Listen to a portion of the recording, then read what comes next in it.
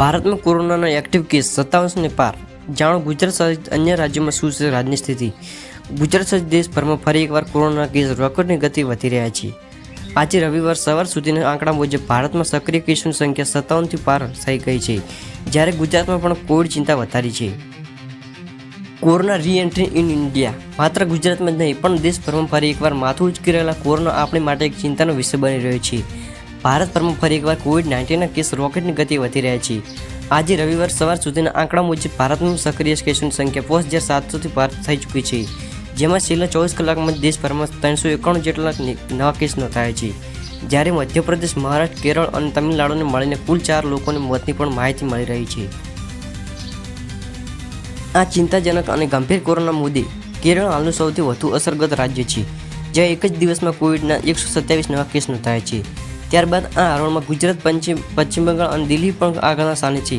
દેશભરમાં આ રાજ્યોમાંથી કુલ 391 નવા કેસ નોંધાયા છે, જેથી વધતા જતા કોવિડ કેસોને ધ્યાનમાં રાખીને કેન્દ્ર સરકારે તમામ હોસ્પિટલોની તૈયારી ચકાસવા માટે મોક મેટરલ ડ્રીલનું આયોજન કર્યું છે। જે બાદ ભારતના અન્ય રાજ્યોમાં કોરોનાની સ્થિતિની વાત કરીએ તો આજે રવિવાર સવાર સુધીમાં મહારાષ્ટ્રમાં 29 નવા કેસ નોંધાયા છે અને મહારાષ્ટ્રમાં સક્રિય કેસની સંખ્યા 577 થઈ છે। નોંધનીય છે કે રવિવારના કોરોનાના કારણે વધુ એક મૃત્યુ નોંધાયું હતું, જેથી કુલ મૃત્યુઆંક 18 થયો છે। પશ્ચિમ બંગાળમાં 24 કલાકમાં 26 નવા કેસ નોંધાયા છે, તો સામે 28 દર્દીઓ સ્વસ્થ પણ છે। હાલ પશ્ચિમ બંગાળમાં સક્રિય કેસની સંખ્યા 622 અને મૃત્યુઆંક 1 નોંધાયો છે।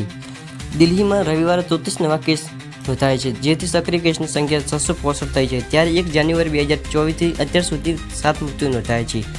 છત્તીસગઢમાં આજે 17 નવા કેસ નોંધાયા છે। રાજ્યમાં સક્રિય કેસની સંખ્યા 41 થઈ ગઈ છે, પરંતુ ખુશીની વાત એ છે કે અત્યાર સુધી કોઈ મૃત્યુ નોંધાયું નથી। હરિયાણામાં ગત 24 કલાકમાં 9 કેસ નોંધાયા છે। ખાસ કરીને ગુરુગ્રામ અને ફરિયાદ સૌથી વધુ અસરગ્રસ્ત જિલ્લાઓ છે। હરિયાણામાં હાલ 27 સક્રિય કેસ છે અને ચેપગ્રસ્ત કુલ સંખ્યા 151 પર પહોંચી ગઈ છે। ગુજરાતમાં શું સ્થિતિ?